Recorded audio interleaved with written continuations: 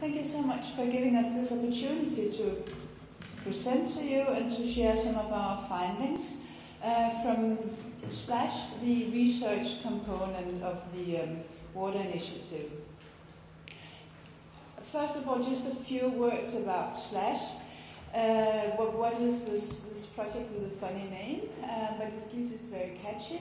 It has been funded by the FP7 as an IRANET coordination action with the purpose of coordinating research into water and development issues. And it's also the research component of the Water Initiative. SPLASH is consisting of 16 different partners that are from ministries and different types of organizations from 12 European countries. I've read previously that SPLASH was from January 2007 till December 2011, but this is more or less the time we were funded by FP7 because we are actually still around.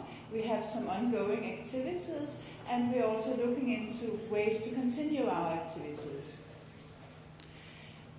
What we're focusing on is water related to developing countries.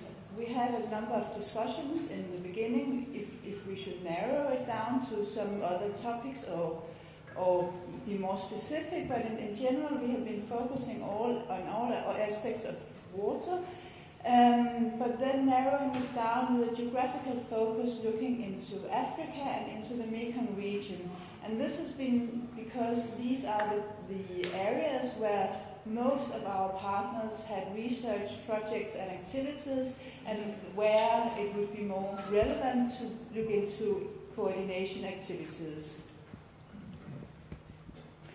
The key objectives that we started out with from the beginning, it has been somewhat modified, but more or less this is what we have been working to achieve within our activity, is to improve coordination among European researchers, research institutions, organizations, to find out basically what are we doing and what are we not doing, where are we, and we are European water researchers, broadly speaking, where are we doing the same and where can we learn from each other to have synergies from what we are doing. It is very broad, and I will give some examples of the ways that we have put this into practice.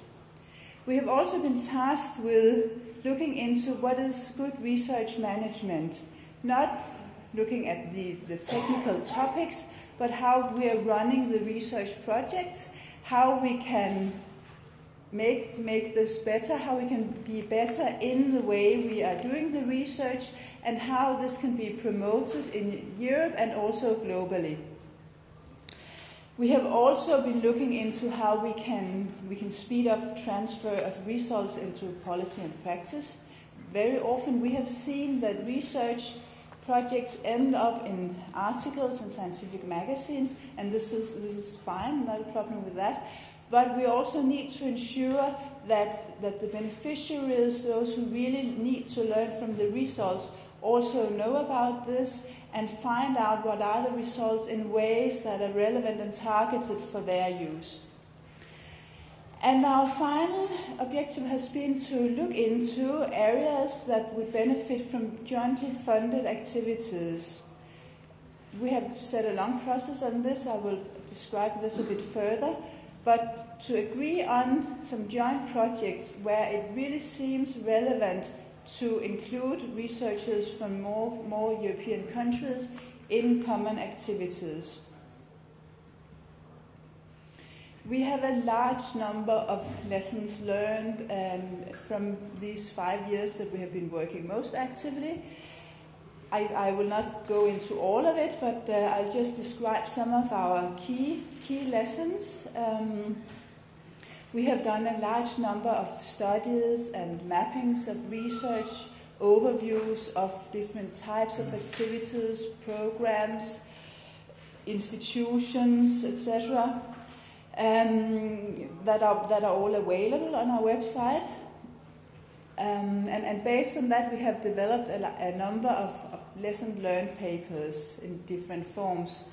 And one of our findings is that we have been able to demonstrate that research in general also contribute to economic growth and development.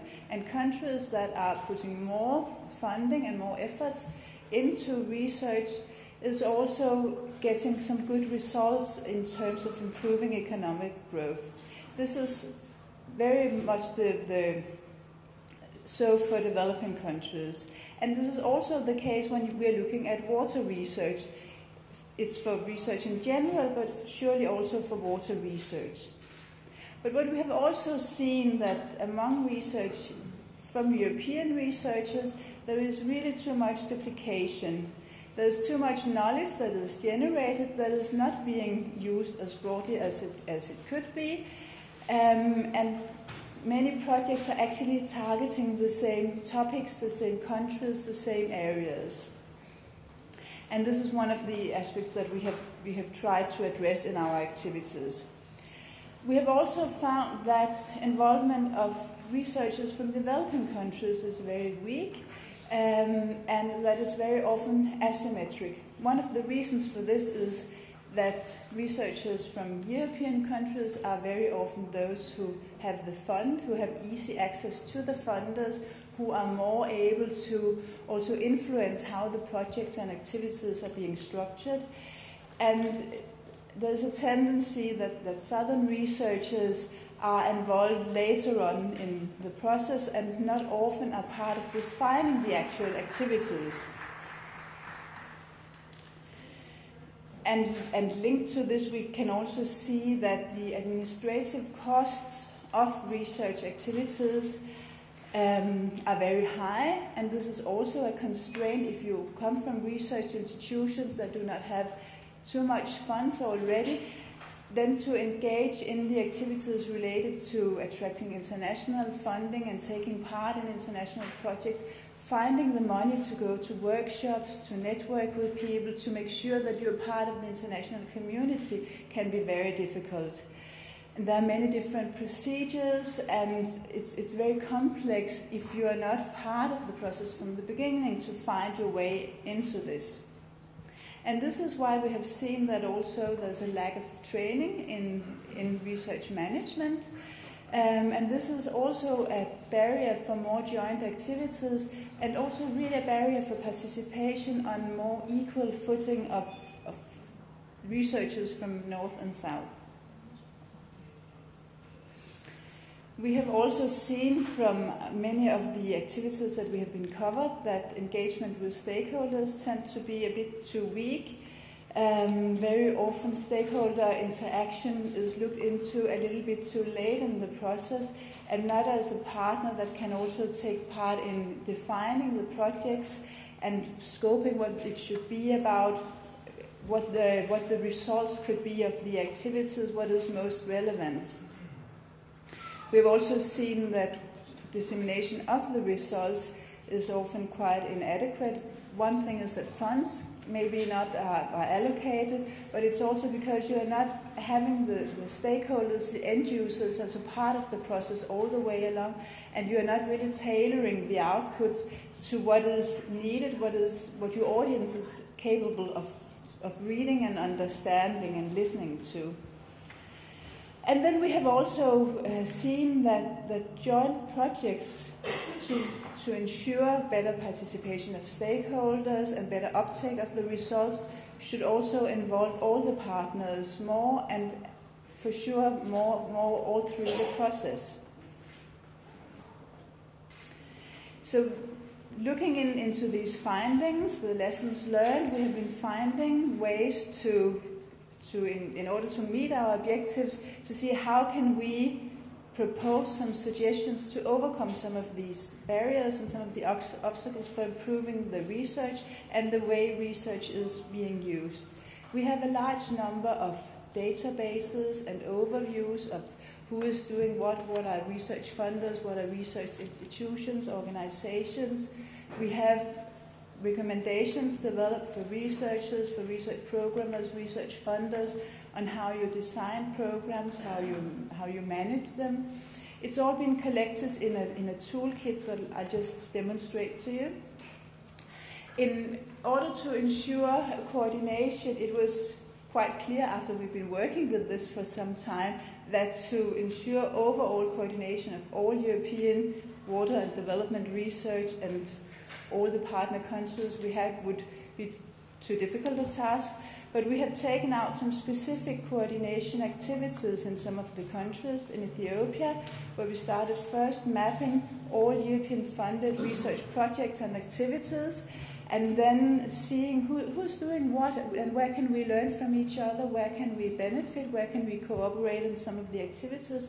And this was seen by the participants as very successful, and it's been taken forward in Niger and Volta basins, and these are some of the activities that we'd really like to continue with in the future, because it was seen as very helpful for the researchers and also some of the stakeholders who were invited to the workshops that we had. This is just an example of the toolkit we have. I have also put an article outside on the table here that's also presenting some of the results more in detail. But just briefly to say that you can more or less search into all our findings and the geographical scope, the topic, and if you're a research funder, you're a researcher yourself, and then you can search and see the results looking into, if you're, for instance, looking into research management, what are the findings, what are the recommendations that we have to you based on a large number of workshops and interactions with stakeholders, and how this can be improved. We also then looked into how we can improve research management. We did the studies that I mentioned, looking into what are the barriers, and based on this we developed a training course. It has been developed over a period of a year and a half or so. It has been pilot tested at the University of Kumasi in Ghana, and has been developed into as this handbook on research management. I think it's quite useful. It's material for a 5-day course on research management that's available in this report and also on our website. And we hope that it's that everyone can see the advantage of this and will use this. It's free of charge, so it's basically just for research institutions to take this and use this in the activities. And then one final activity that I'd like to mention is fulfilling our demand for joint research activities. We have developed a joint call on sanitation. The topic was identified by our stakeholders in our stakeholder advisory group as one of the key areas that needed more research. And we had developed this call that is now active. Some of the funders are here, and I think you'll learn more about how it's going. But in general, my understanding is that the projects are going reasonably well. The way it's managed and organized is based on the lessons we have learned on how you actually do projects, so that you also have equal partnerships. We have these 5 projects with 11 partners. 7 are from African countries and 4 are from European countries. And they have very good working relations, and this was one of our recommendations, they had the opportunity to meet before making the final application, so that they could all agree on what should be the topic and the way to make the call. We have also looked into another area that was also recommended by our stakeholders for an area relevant for research activities, joint research activities, looking at IWM and how implementing IWM would benefit from decision support systems. This is not finished as a joint call. We made this as one of our last activities, but it's a background study, and hopefully in the next phase of our project we will be finding the funds also to implement this as a joint call. And it's all the key findings are made available on our website, so it's ready now to be developed into a joint activity. And finally, looking into the future, I think we have had a lot of benefit from being so closely linked to the Water Initiative, and it's really our hope that the Water Initiative will also continue in the future, so that we can see this link between research and development that we have been able to provide. It's our hope that we can continue, this funny abbreviation is that we hope to continue as a knowledge management task force, but still with a strong focus also on research, knowledge management, including research, looking into how we can continue some of our work that we have been doing based on our findings, but also taking new steps in terms of looking into matchmaking, how we can make a better division of labor, integrate better between the different research institutions in Europe, and also finding ways to link research and knowledge more closely to the other working groups, so that this will be an element in more of the activities. So this is what we hope that we would be able to work with in the future. Thank you.